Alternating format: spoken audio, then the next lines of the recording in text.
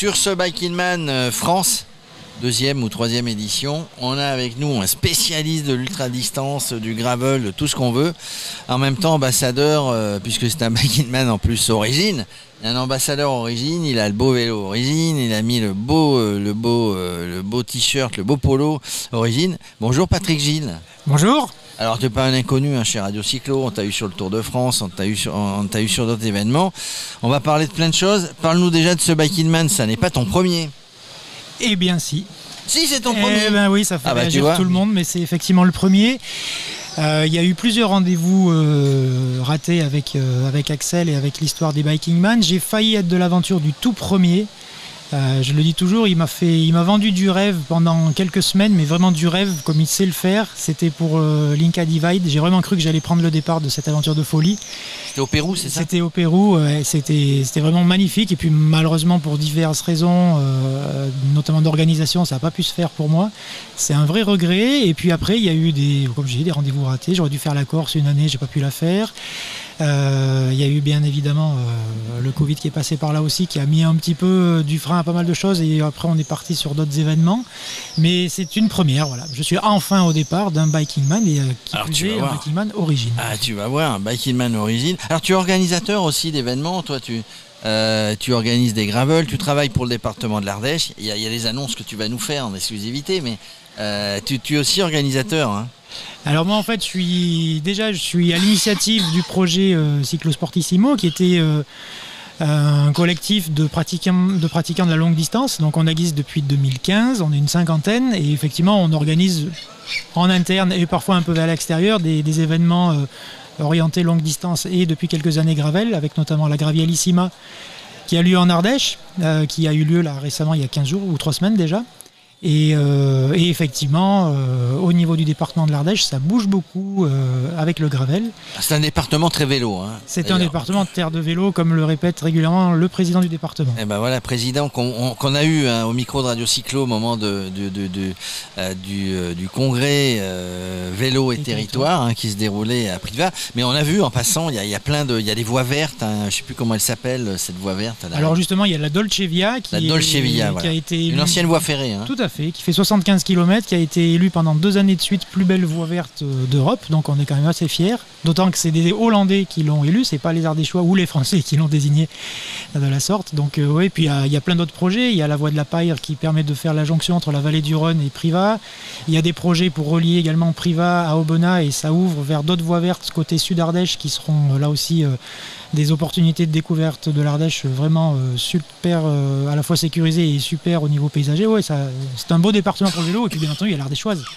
Ah oui, qui s'est terminé, voilà. Qui avait été arrêté un petit peu avec le Covid, tu en as parlé tout à l'heure.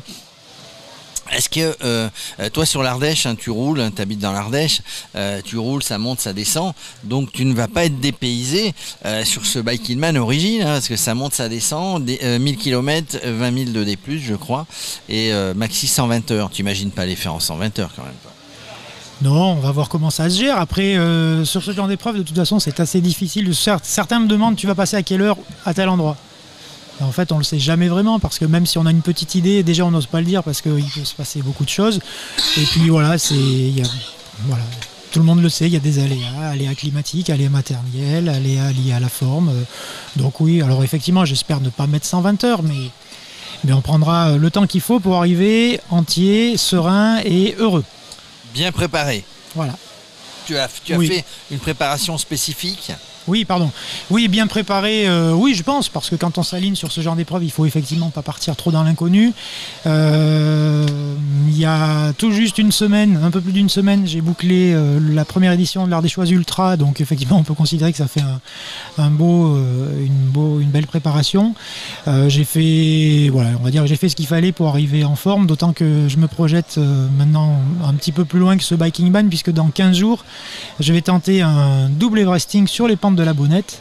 Donc là, 2 fois l'altitude de l'Everest en D+, ça va faire quelque chose, et ça me tient à cœur parce qu'en plus c'est pour défendre une noble cause en faveur du climat et des risques que court la montagne face au réchauffement climatique. Alors souvent, alors ça c'est une noble cause évidemment pour quelqu'un qui habite sur la montagne, ça doit être une noble cause pour tout le monde hein, qui aime la nature, qui aime le vélo. Tiens, parlant de nature, il y avait tu parles de gravel, il y avait en même temps aujourd'hui on n'a pas pu y aller, il y a nos amis de Bike Café qui y sont sur la Naturis Bike à Angers. Il y a de plus en plus de gravel en France. Hein, l'autre jour je disais aux États-Unis qu'il y a de plus en plus de gravel. Alors, les Américains pensent avoir inventé le gravel, hein, mais c'est pas eux. Hein, ça existait déjà au Tour de France en 1920, c'était déjà du gravel. Hein. D'ailleurs, sur le Tour de France féminine cette année et sur le Tour de France masculin, il y a des passages gravel. Hein, quand tu es notamment à Planche des Belles Filles, là-bas, il y a des passages. Il y a 2 ans, on était sur le plateau des Glières, il y avait une montée dans les gravillons. Donc ça prend de plus en plus d'ampleur. Hein, et en Ardèche aussi. Alors en Ardèche, ça prend effectivement de plus en plus d'ampleur.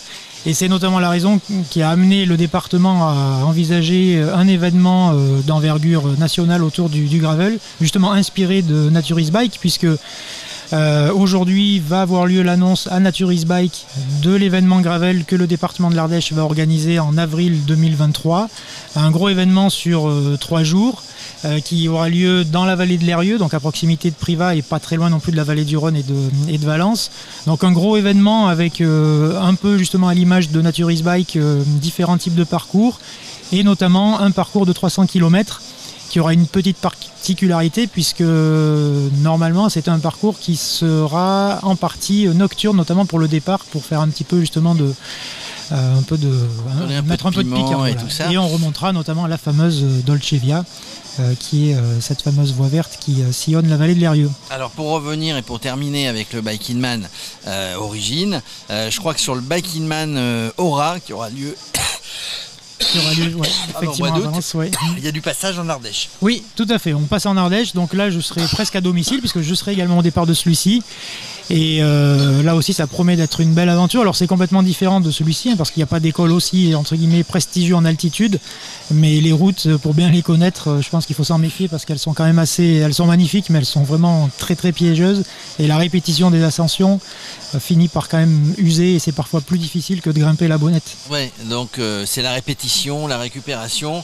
Pour terminer, ton vélo Origine puisque tu es ambassadeur, évidemment tu en es content. On les salue, nos amis, il y avait FX Placé hein, la fois dernière en Corsica. Ouais, il est bien réglé, tu as le dernier vélo qui va bien, tout va bien, ils t'ont préparé un bon vélo. J'ai un beau vélo, j'ai le GTR Evo Ultra. Alors Ultra parce que à la différence du GTR, il a la fourche du Grax. Donc pour les connaisseurs, c'est une fourche qui est un petit peu plus ouverte et qui permet des passages de pneus plus importants. Donc c'est un vélo qui est vraiment typé pour la longue distance. Effectivement, oui, c'est un vélo moi qui me convient parfaitement. Hein. Je roule sur Origine depuis 2014, donc je connais bien la marque, je l'ai vu évoluer et c'est toujours un vrai plaisir de partir sur ce genre d'épreuve avec leur vélo. Eh bien, merci Patrick Gilles, à très bientôt. Excuse-moi pour la toux, hein, mais c'est les pollens. C'est les chauds froids. Voilà. C'est les pollens. Merci beaucoup et merci, à très bientôt. À bientôt. Ouais. Salut.